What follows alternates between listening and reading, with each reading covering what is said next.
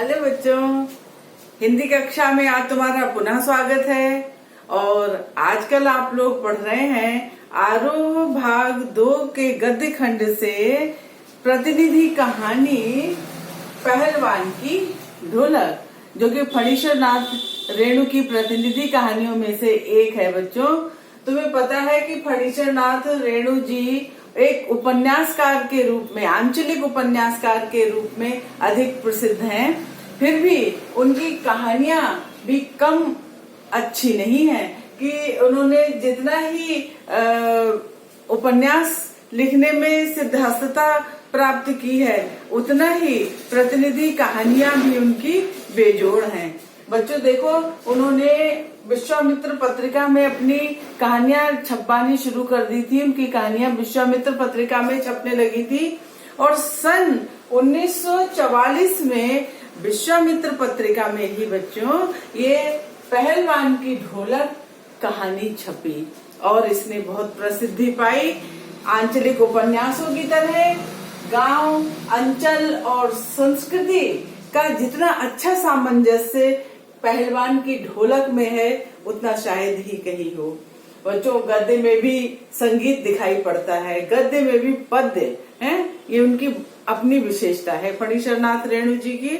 और आजकल आप लोग प्रश्नोत्तर कर रहे हैं, पाठ आपको खूब अच्छी तरह समझ में आ गया।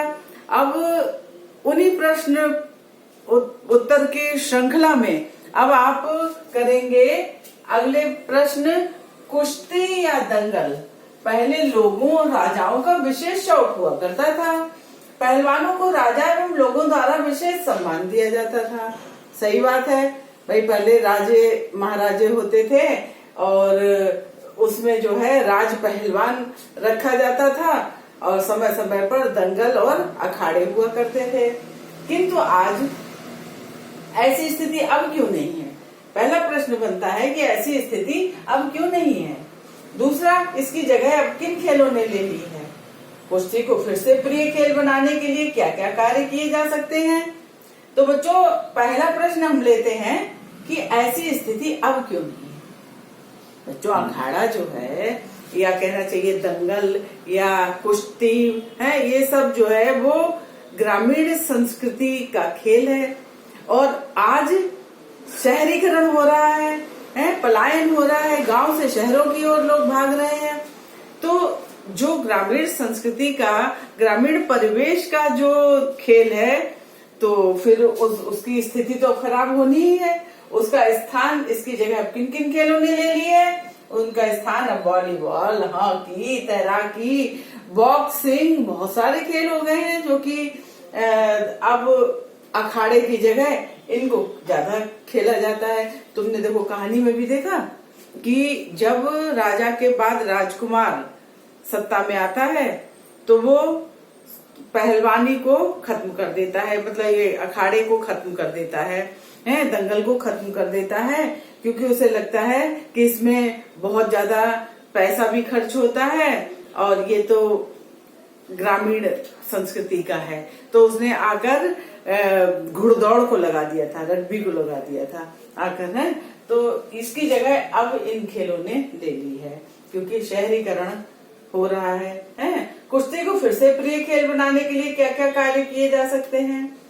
अब कुश्ती को अगर फिर से प्रिय खेल बनाना है तो बच्चों, सबसे पहली बात है कि इसको विशेष सम्मान मिलना चाहिए, सम्मान का दर्जा मिलना चाहिए और प्रशिक्षण की व्यवस्था सरकार की ओर से होनी चाहिए।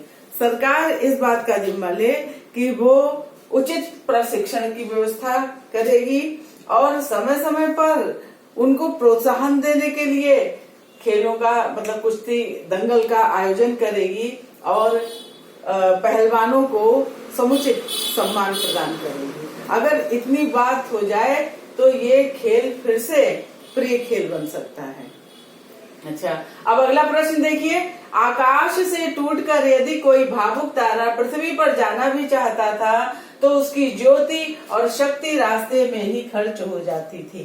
अन्य तारे इसकी भावुकता अथवा असफलता पर खिलखिलाकर हंस पड़ते थे। बच्चों, ये तुम्हें आशय स्पष्ट करना है। मैंने तुम्हें बताया कि मानवीकरण किया गया है, काव्यात्मकता आ रही है गद्य में।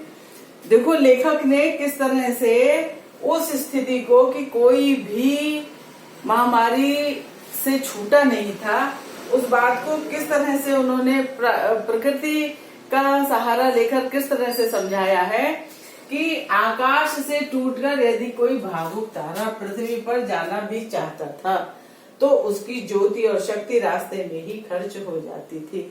मतलब ये है कि यदि कोई महामारी से छूटकर कोई हिम्मत करता आगे मतलब बढ़ने की, दूसरों को सहारा देने की, तो बेचारे उसकी भी शक्ति और कहना चाहिए ज्योति और शक्ति से मतलब वो भी उसकी चपेट में आ जाता और उसकी भी शक्ति खर्च हो जाती थी। जैसे कि आकाश से टूटकर कोई तारा, भावुक तारा पृथ्वी पर आए और उसकी ज्योति और शक्ति आते आते समाप्त हो जाए, वैसे ही जो व्यक्ति चाहता भी था कि दूसरों की सहायता करे महामारी से बचकर, तो वो भी उसकी चपेट में आ जाता था और उसकी भी शक्ति क्षीण हो जाती थी। आशय स्पष्ट करना है, आशय तो इसी तरह से लिखा जाता है। अब देखो और बहुत सारे अंश हैं जिसमें मानवीकरण है। देखो इसमें भी तो मानवीकरण है कि आकाश से टूटकर यदि कोई भावुक तारा, ये भावुक तारा कौन है? मनुष्य है ना। तो इन्होंने मानवीकरण किया है। उसी और भी बहुत सारे स्थान हैं जहाँ पर मानवीकरण किया है, जैसे प्रकृति का मानवीकरण और बहुत जगह, जैसे अंधेरी रात चुपचाप आंसू बहा रही थी, है अंधेरी रात चुपचाप आंसू बहा रही थी, मानवीकरण।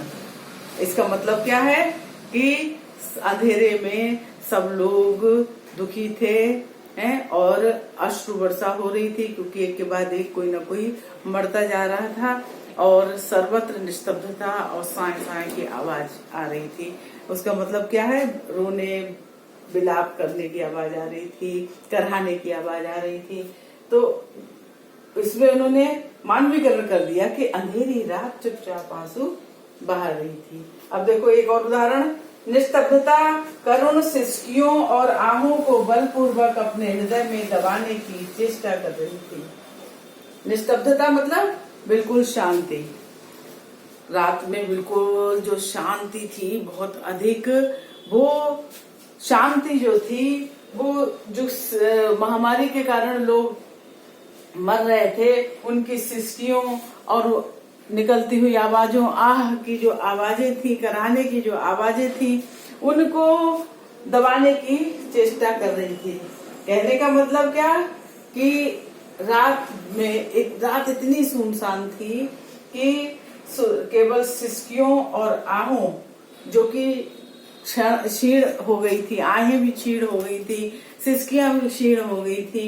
ऐसा लगता था कि वो निस्तब्धता जो है, रात्रि की जो नीरवता है, जो शांति है, वो उन सिसकियों को भी, उन जो उनके करुण क्रंदन थे उनको भी दबाने की चेष्टा कर रही है। इस प्रकार से मानवीकरण किया गया है। बच्चों समझ में आ रही बात? प्रकृति का मानवीकरण किया गया है। प्रकृति के मानवीकरण के द्वारा उन्होंने उस भयावहता को, महामारी की भीषणता को समझाया है। ठीक है बच्चों, समझ में आ गया? इसको करना और पूरे पाठ को अच्छी तरह से तैयार कर लो, इम्पोर्टेंट है। धन्यवाद।